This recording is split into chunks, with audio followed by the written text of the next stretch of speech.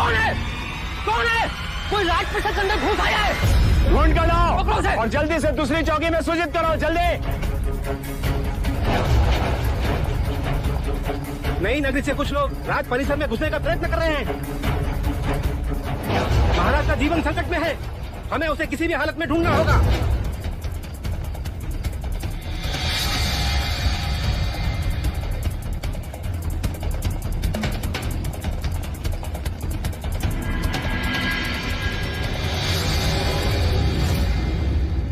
महाराज, नगरकोट की भित्ति फांदकर कोई शत्रु घुस आया है। वो शत्रु नहीं, आप ही की प्रजा है महाराज। गांव तो छीन लिया, अब सांसें भी छीनना चाहते हैं आप। क्या बोल रहे हो तुम? मैंने लोगों को गांव से दूर किया ताकि रोगियों को चिकित्सा मिले, गरीबों को रोटी मिले, किसी को किसी बात की कमी ना हो। जितना छीना है उससे अधिक देने का प्रयत्न किया मैंने। और सच्चाई तो ये है महाराज, वहाँ अन्न का एक दाना तक नहीं है, भूखा लोग मर रहे हैं वहाँ। अपने प्राणों पर खेल ये यात्रा सुनाने आया हूँ महाराज। किसी भी क्षण वहाँ मृत्यु।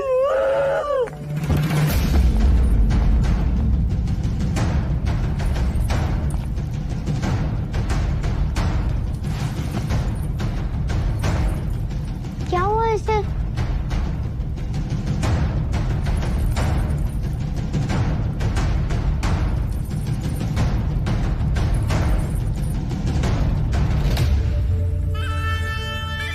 आंखें खोलो।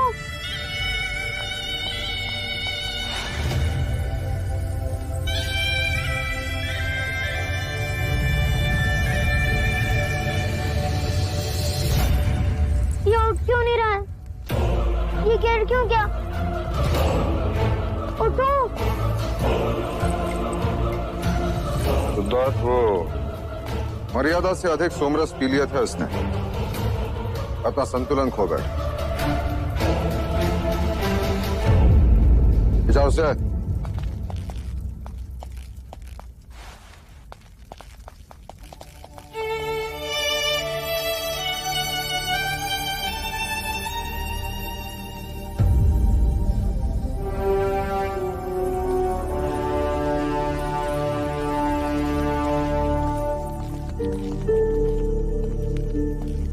माँ, ये सोमरस क्या होता है?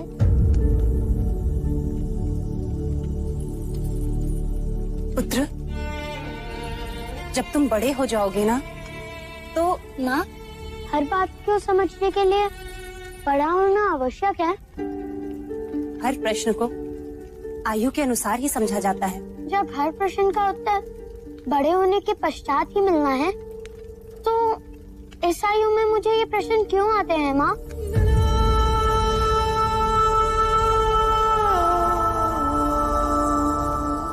महामंत्री, इस माही की बात पर तुम्हें कितना विश्वास है? महाराज, माही का वचन और उसकी तलवार कपिलवस्तु के लिए हमेशा से निष्ठावान रहे। यदि आज वो रोगी नहीं होता तो हमारी सेना का नेतृत्व कर रहा होता। द्रोणोदन। जी जी भाई महाराज। नई नगरी में अनाज पहुंचाने का दायित्व किसका? वैश्य गौरी गजानन का महाराज। ये वही वैश्य है जो उस दिन न्याय सभा में असत्य बोलते पकड़ा गया था? जी महाराज।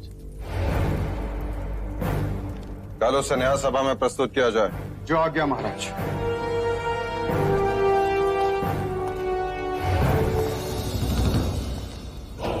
नहीं भाई महाराज, वैश्य गौरी गजानन कल न्याय सभा में प्रस्तुत नहीं। मुझे तो लगता है गौरी, जैसे ही तुम न्याय सभा पहुंचोगे बंदी बना लिए जाओगे। लेकिन क्यों? मुझे क्यों बंदी बनाएंगे? मेरे पास तो महाराज ही का आदेश है, जिसमें स्वयं उन्होंने नई नगरी में अनाज पहुंचाने पर रोक लगाई। कैसी मूर्खों जैसी बातें करते हो गौरी। अगर वो आदेश देते तो क्यों तुम पर क्रोधित होते, क्यों तुम्हें न्याय सभा में बुलाते? सोच गौरी सोच। मेरे भाई, मुझे तो कपट लगता है। एक बार बंदी बना लिए गए तो बस गए। तो मैं क्या करूं? मेरी बात मान तो भाग जा यहाँ से और ढूंढ उस सैनिक को जिसने महाराज का वो आदेश पत्र तुझे दिया था। सोच मत गौरी, भाग जा।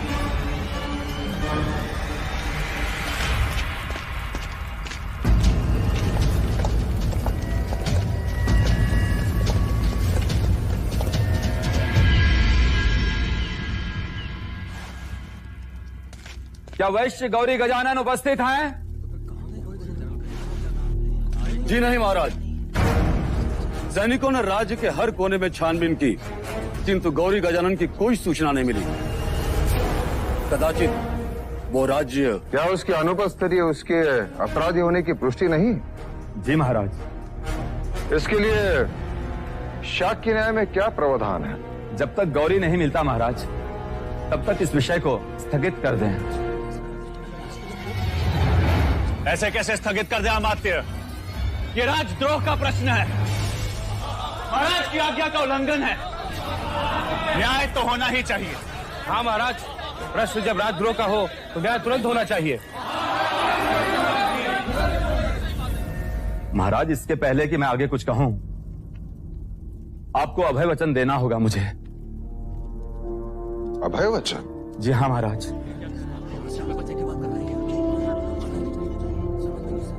मैं तुम्हें अभय वचन देता हूं अमात्य।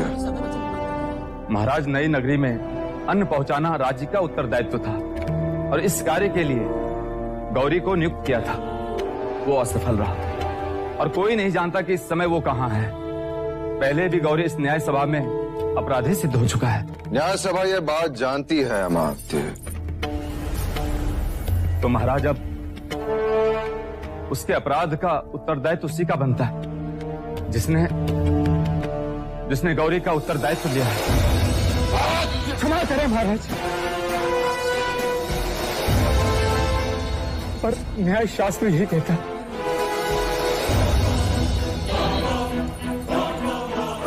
तुम्हारा संकेत युवराज सिद्धार्थ की ओर है।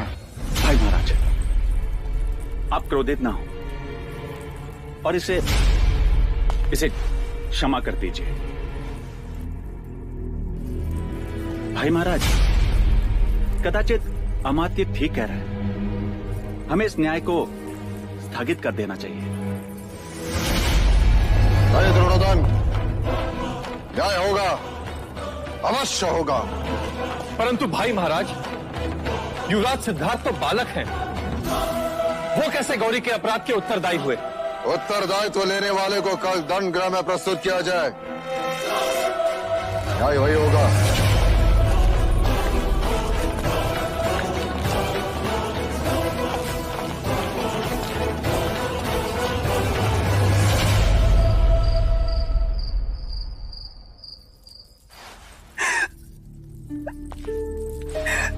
ये तुम क्या कर रही? सिद्धार्थ पे दया कीजिए थे,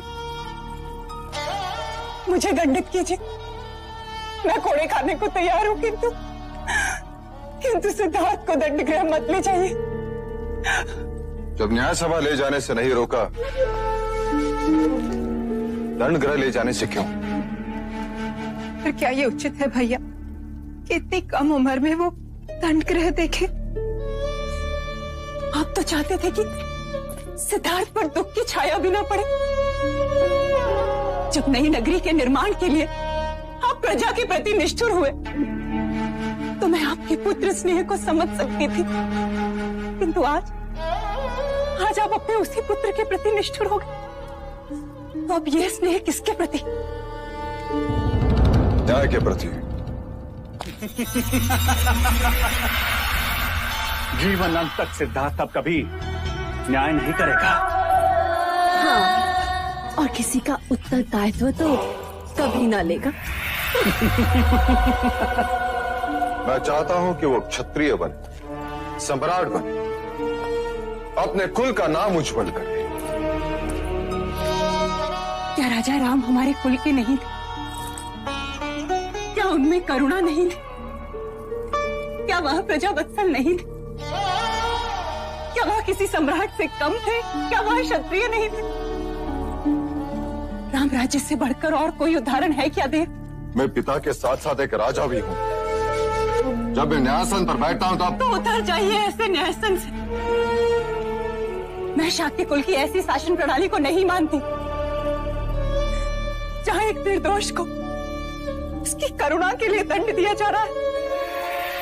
8 वर्षों में सुख के अतिरिक्त कुछ नहीं देखा। 8 कोड़ों में 8 जन्मों का दुख देख लेगा आपका भतीजा। उसने न्याय सभा के समक्ष गौरी का उत्तरदायित्व लिया था, पर वो अभी बालक ही है भैया। आर्य आर्य आर्य आर्य आर्य ओ आर्य, पता नहीं अब महाराज क्या न्याय करेंगे। उस दिन पूरी सभा ने सिद्धार्थ के न्याय को माना, अब सभा के न्याय को उसे मानना ही होगा। ऐसा न्याय जो शाक्यों के इतिहास में कभी किसी राजा ने नहीं किया।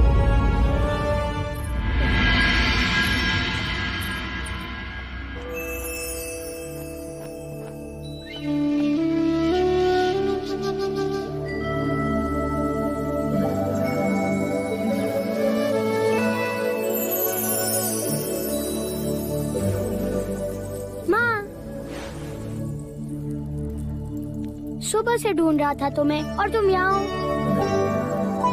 तुम रो क्यों रही हो माँ?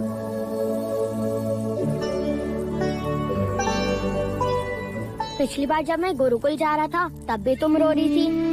जब भी मैं कोई नई जगह जाता हूँ तब तुम रोने लग जाती हो। और लौशिका कह रही थी कि आज मैं दंडगृह जा रहा हूँ। महादेवी, हम युवराज को लेने आए। हाँ हाँ चलो। माँ मैं दंडगृह देख कर आता हूँ।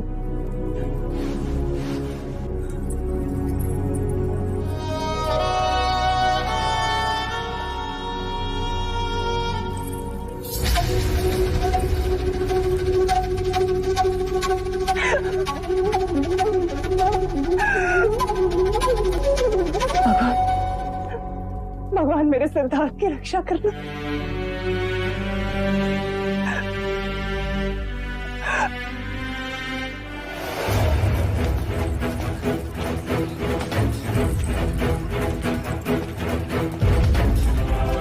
इतनी छोटी आयु और इतना बड़ा दंड।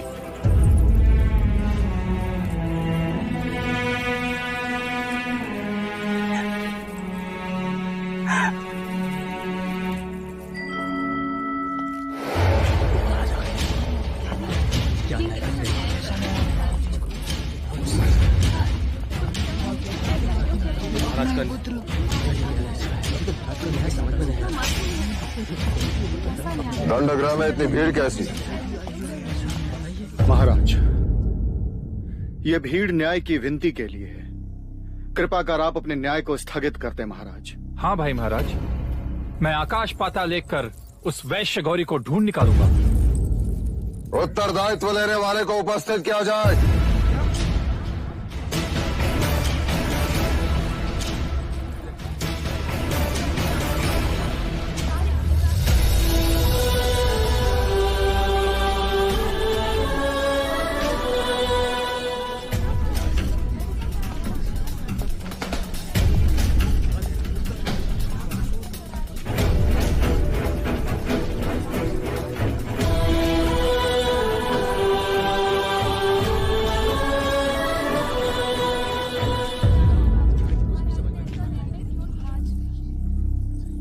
मैं लज्जित हूं कि नई नगरी के लोगों के साथ अन्याय हुआ। अन्न पहुंचाना राजा का कर्तव्य है और यह दायित्व मैंने गौरी को दिया था। उसने दोबारा अपराध किया तो उसका उत्तरदायित्व लेने वाला उसके दंड का अधिकारी है।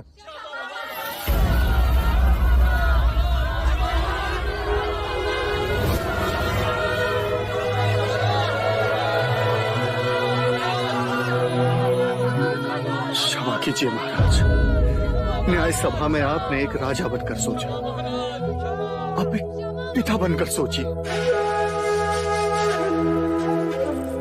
उत्तरदायी दंड भुगतने के लिए सक्षम नहीं, इसलिए उसका दंड उसके पिता को दिया जाता है।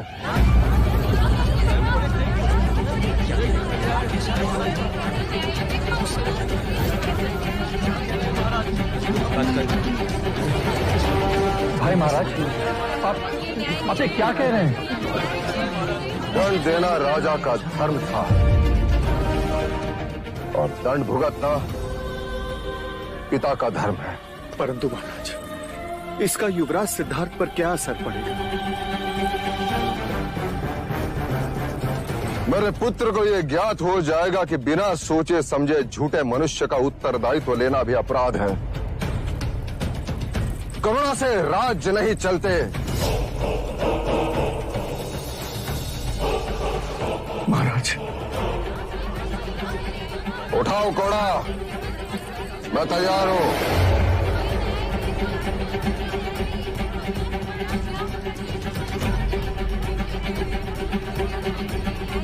घोड़ा उठाओ, अन्यथा तुम्हें भी दंडित किया जाएगा।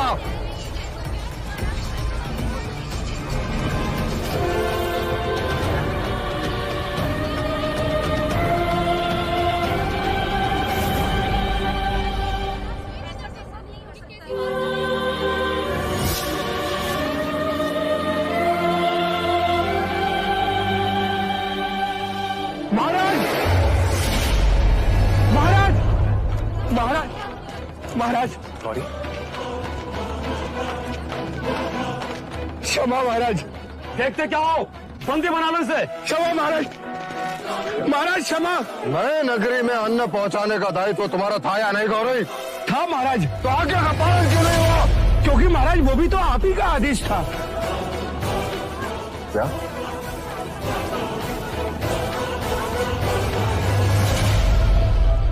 मेरा आदेश? हाँ महाराज, ये देखिए, ये रहा आदेश पत्र।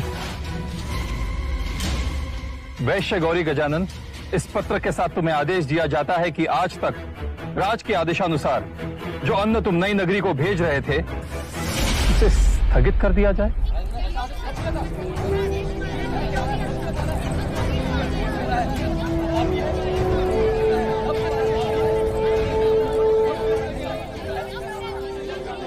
ये पत्र खोटा है। मैंने ऐसे कोई आदेश नहीं दिया।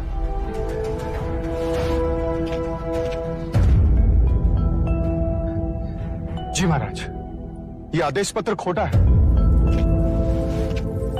परंतु इसका प्रमाण क्या है? इस पर तो राज की मोहर लगी हुई है। मुहर लगाने वाले से एक भूल हो गई है। लोहे की नकली मुहर लगाने के फलस्वरूप इसके सतह पे उभरी हुई हाथी की चित्र खुरदुरी, जो कि असली सोने के मुहर से नहीं होती। ये पत्र तुम तक किसने पहुंचाया? राज्य के एक सैनिक ने महाराज। कहाँ है वो सैनिक? महाराज, मैं उसी को ढूंढ रहा था। स्वयं को निर्दोष प्रमाणित करने का बस वही एकमात्र प्रमाण था महाराज, पर वो अभी तक मिला ही नहीं। तुम न्याय व्यवस्था को भ्रमित कर रहे हो गौरी। क्षमा महाराज, क्षमा। मैं दंड भुगतने को तैयार हूँ महाराज। शाक्य न्याय प्रणाली के अनुसार तुम्हारे पास केवल दो ही पर्याय है, एक तो कोड़े, अन्यथा नगर निकाला। महाराज, मैं नगर छोड़ दूंगा और जाने से पहले एक बार युवराज सिद्धार्थ से मिलना चाहता हूँ।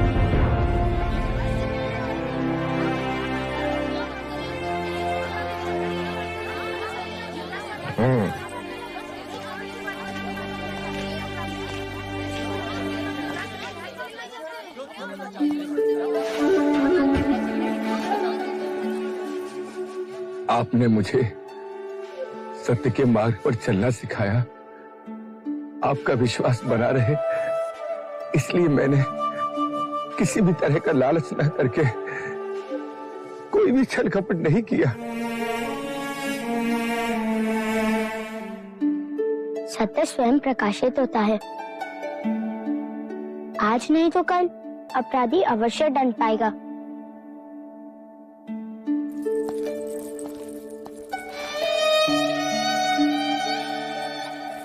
बोलो युवराज सिद्धार्थ की जय! युवराज सिद्धार्थ की! युवराज सिद्धार्थ की!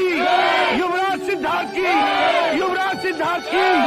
युवराज सिद्धार्थ की! युवराज सिद्धार्थ की! युवराज सिद्धार्थ की! महाराज कलकुली नरेश, महाराज मादन पानी, महादेवी अमिता को स्वयं लेने के लिए कपिल वस्तु में पधार रहे हैं। नरेश महाराज दंड पानी पधार रहे हैं। प्रजापति, लगता है वो आ गए। तुम देखना उनके स्वागत में कोई त्रुटि न रहे। अमिता दीदी, आप निश्चिंत रहें। यदि वो आपके स्वामी हैं, तो मेरे भी भाई हैं। प्रजापति, तुम देखना कि इस शुभ अवसर पर भैया और उनके बीच कोई राजकीय बातें न उभरे। आप चिंता न करें, मैं ऐसा होने नहीं दूंगी।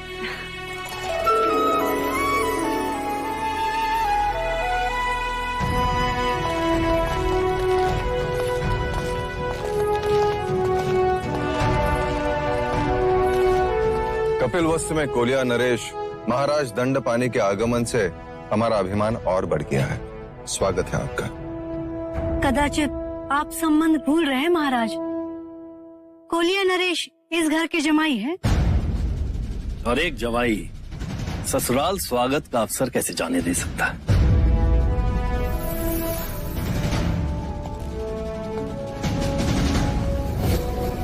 महाराज दंडपानी जमाई होने का लाभ उठा रहे हैं। आपसे अपने चरण धुलवाना चाहते हैं। तशला लाइए। चरण प्रक्षालन के बाद ही जमाई भीतर कदम रखेंगे।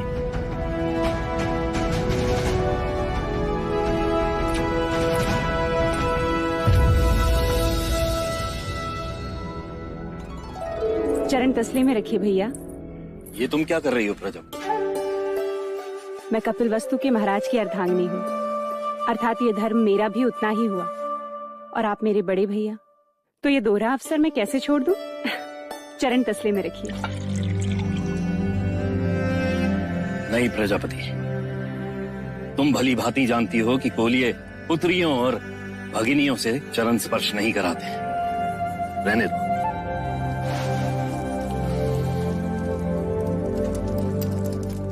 कपिल वस्तु में आपका स्वागत है भैया। स्वागत है आपका।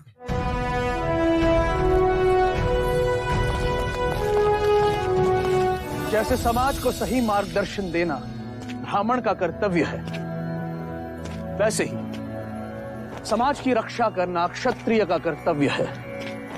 और क्षत्रिय बिना शस्त्र के अधूरा है।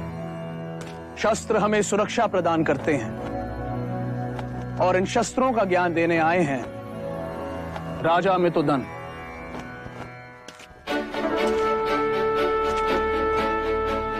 आज हम धनुर्विद्या सीखेंगे। ये कमान है, इसे प्रत्यंचा कहते हैं। और ये है तीर। इस तीर को इस कमान पर रख लक्ष्य निश्चित कर इस तरह प्रत्यंचा को खींच छोड़ते हैं। ये तो सरल है, इससे तो उड़ते पक्षी भी गिर सकते हैं।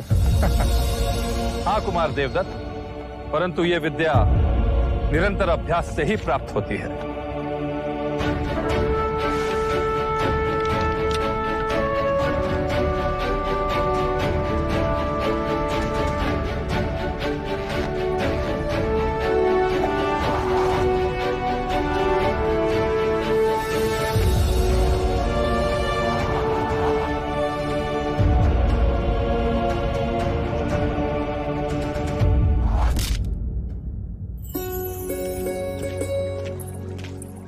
देवदत्त की तरह शस्त्रों का अभ्यास क्यों नहीं करते?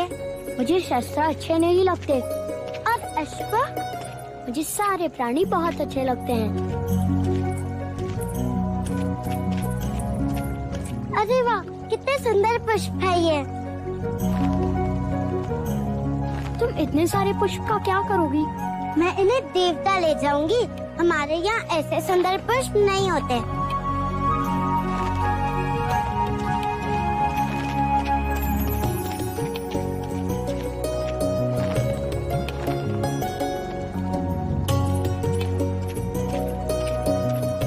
ये लीजिए।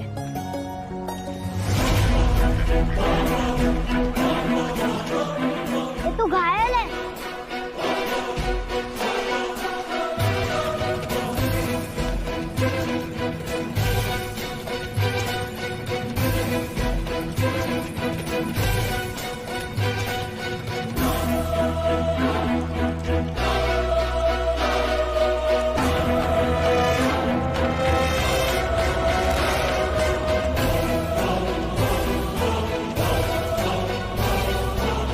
देखा सिद्धार्थ, मैंने उड़ते पक्षी को मार गिराया। ले लो, मैं राजा अमितोदन को दिखाऊंगा।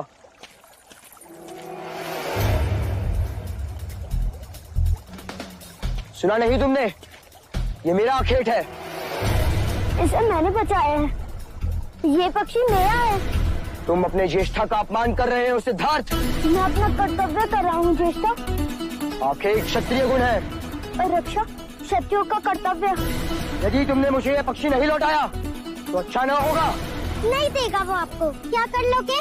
मैं इसी घड़ी न्याय सभा में जाकर महाराज से याचना करूंगा। हाँ, जाओ। मैं महाराज के आदेश की प्रतीक्षा करूंगा।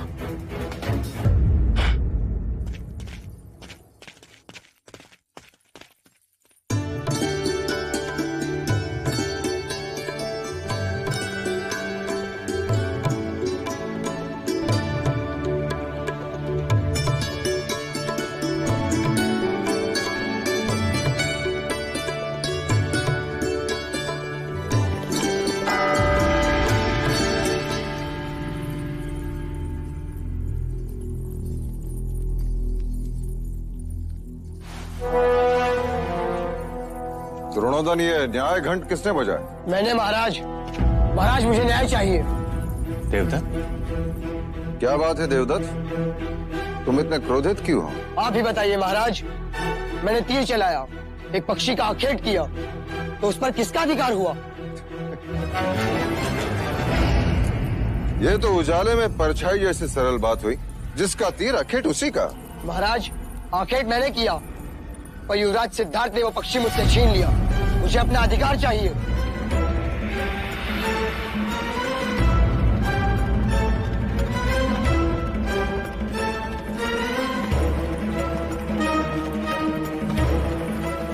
ये न्याय मांगने का उचित समय नहीं है देवता। उचित समय कब है? न्याय के लिए न्याय सभा होती है। अब जाओ यहाँ से। क्रोधित क्यों होते हो अनुज? बच्चों की हठ और जिज्ञासा दोनों पर ही ध्यान देना चाहिए। क्यों महाराज शुद्धोदन, उचित कहा ना? आप जैसे गुणीजन अनुचित कैसे कह सकते? जब देवदत्त ने न्याय घंट बजा ही दिया है तो उसे न्याय भी अवश्य मिलना चाहिए। महाराज, महादेवी अचानक अस्वस्थ हो गई है।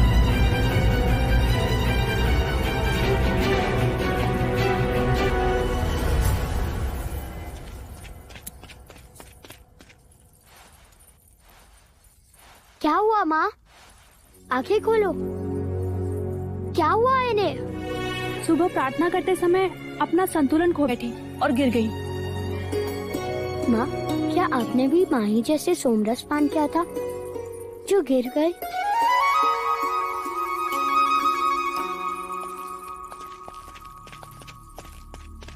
क्या हुआ प्रजा?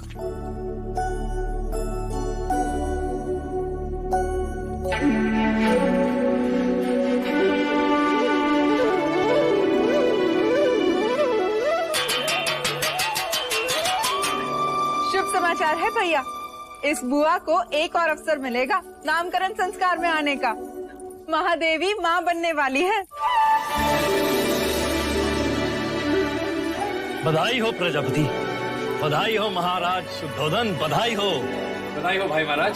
अनुज, कुल गुरु से शुभ मुहूर्त निकालकर ये समाचार कपिल वस्तु में पहुंचा दो। उत्सव का आगमन होने वाला है, कोई कमी नहीं होनी चाहिए। हाँ महाराज, अब कपिल वस्तु को कोई चिंता ही नहीं रही।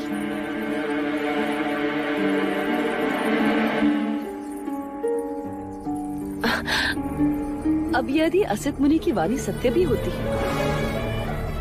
तो भी राजे को भयभीत होने की कोई बात ही नहीं। नया उत्तराधिकारी जो आने वाला है। क्यों महादेवी, है ना?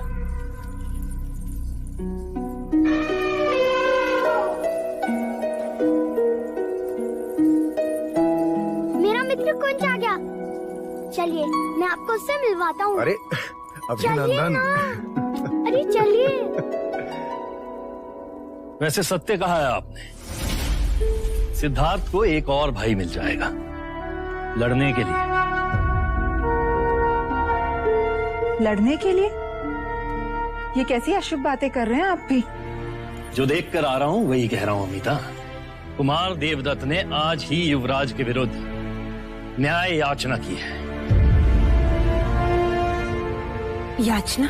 हाँ, और कल भरी सभा में उस पर सुनवाई भी होगी।